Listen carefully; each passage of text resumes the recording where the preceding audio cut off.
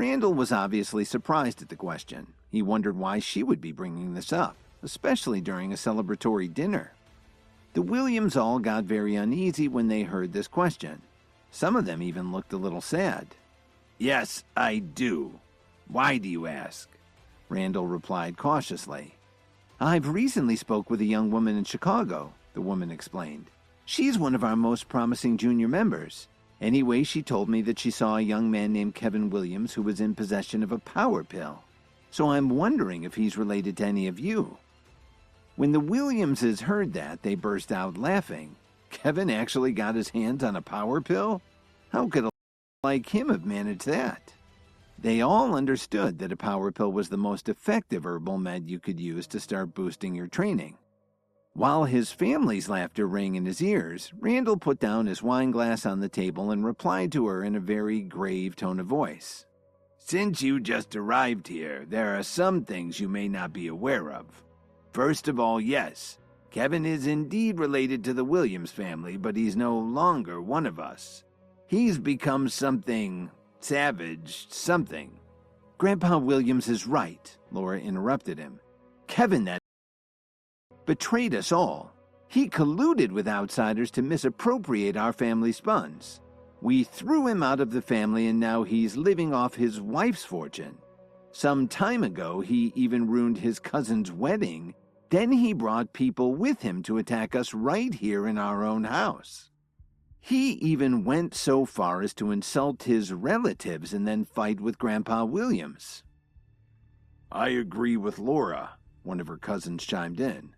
"How could a loser like Kevin have picked up something as valuable as a power pill?" "Are you sure your source isn't mistaken?" another one asked. The other comments were even worse, and the room was soon filled with angry accusations from all of the members of the family. The woman frowned when she heard all of them saying such horrible things about Kevin. This was the exact opposite of what Officer Emmett had told her. When she spoke with her on the phone, Officer Emmett showed nothing but admiration for Kevin, as if he were some kind of genius who inspired great loyalty in people. Randall cleared his throat a few times, signaling to his family that it was time to calm down. He really didn't like airing their dirty laundry in public, especially where Kevin was concerned. "Did you hear everything the Williamses said about Kevin?" Renee asked her. "You should remind your friend to stay away from someone like that. We're good people and we try to bring justice wherever we go.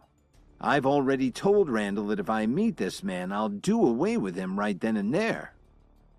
"I'll definitely keep your advice in mind," she promised. But she looked a little puzzled since she'd heard two very different descriptions of Kevin. The next day, the students returned to classes at the School for the Healing Arts. Professor Murdoch walked into the classroom with an incredibly somber look on her face. For one thing, she couldn't figure out what had been wrong with her for the past few days. After she took the pill that Mike gave her, she started to feel weaker every day. Today was the fourth day and Professor Murdoch was losing focus, and physically she felt like she was just dragging.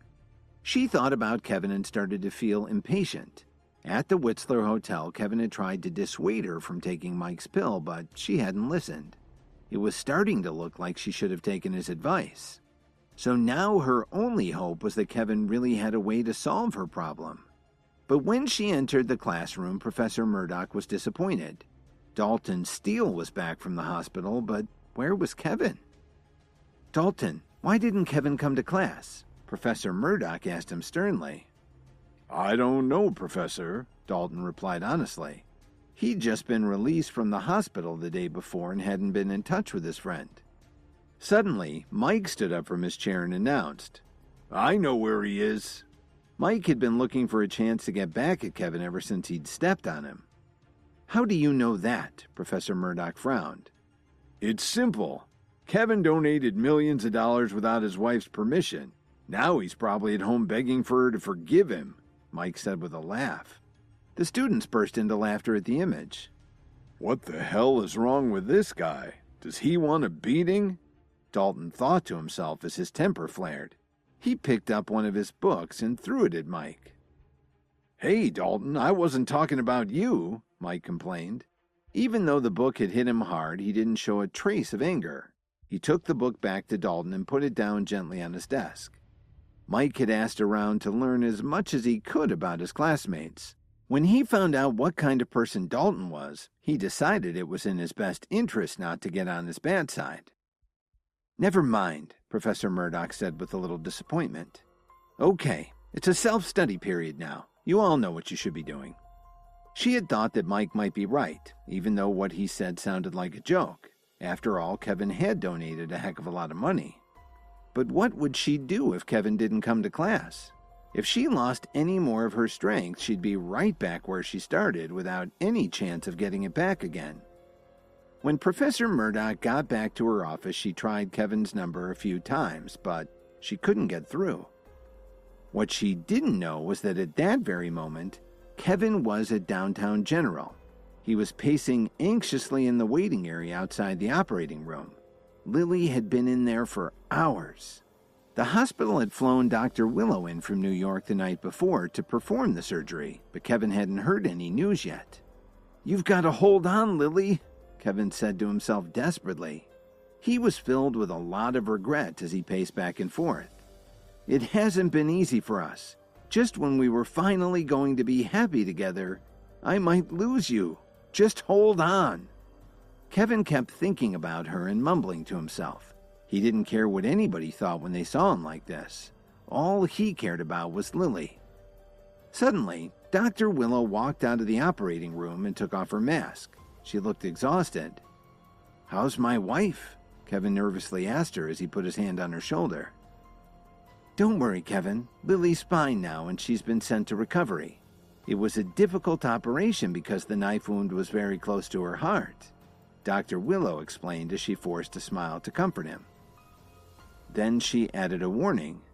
"You have to be very careful with her from now on." Please subscribe to the Pocket FM YouTube channel and press the bell icon for instant notification. Check out our channel for more such exciting shows.